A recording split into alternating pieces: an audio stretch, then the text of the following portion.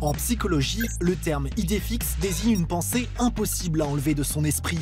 Les médias en ont eux aussi, voici celle de cette semaine.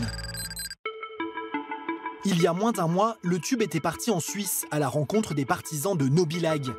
Il voulait mettre fin à la redevance perçue par la SSR, la Société Suisse de Radiodiffusion et Télévision. Nous, ce qui nous gêne profondément, c'est la logique de la redevance, qui dit que c'est l'État qui décide que les médias sont bons pour les citoyens, et c'est ça qu'on veut attaquer.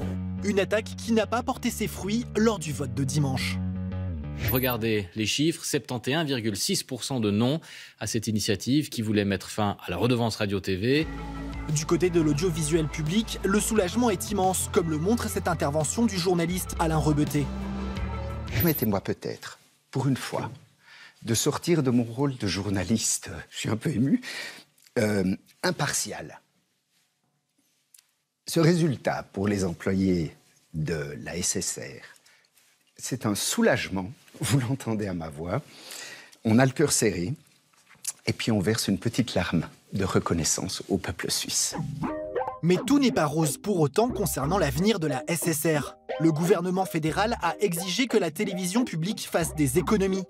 Dès l'année prochaine, la redevance diminuera de 86 francs suisses, soit 74 €. Une baisse de moyens qui pourrait se traduire par une réduction du nombre de chaînes, mais également par une baisse du nombre de salariés de l'audiovisuel public. En Israël, l'arrestation d'un étudiant palestinien par une unité antiterroriste israélienne inquiète les journalistes. כך, בצהרי היום, כוח של מסתערבים בתוך אוניברסיטת בירזט עוצר את ראש אגודת הסטודנטים באוניברסיטה, איש חמאס.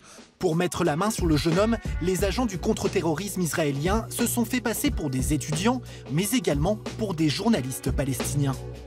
אחד מהם היה מצויד במצלמה והתחזה לעיתונאי, השאר נטמעו בין הסטודנטים, וברגע האמת שלפו את האקדחים מהתיקים וזינקו על המבוקש. Une ruse dénoncée par le syndicat des journalistes israéliens.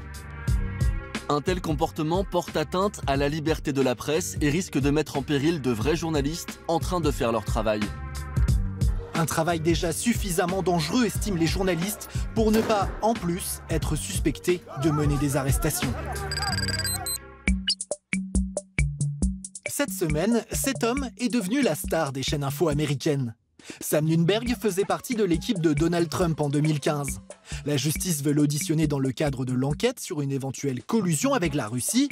Sauf que Sam Nunberg refuse d'y aller et il le fait savoir à sa manière. I'm not going. You're not going. I'm not going to the grand jury.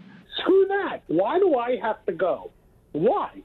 Dans la même journée, Sam Nunberg a donné 6 interviews surréalistes, comme sur MSNBC, où une avocate lui rappelle qu'il risque la prison s'il ne répond pas à la convocation. I think your family wants you home for Thanksgiving, and I hope you will testify. Here's the thing, though. Isn't this ridiculous? No, it's not ridiculous, Sam. You think I'm going to jail? C'est à ce moment que Sam Nunberg semble comprendre qu'il risque gros. Mais sa défense est tellement étrange que sur CNN, la journaliste Erin Brunette pose cette question. I have smelled alcohol in your breath. Well, I have not had a drink. You haven't had a drink, so that's not... No. No. No. No. Besides my meds. Depuis, Sam Nunberg a mis de l'eau dans son vin et s'est présenté hier devant le grand jury.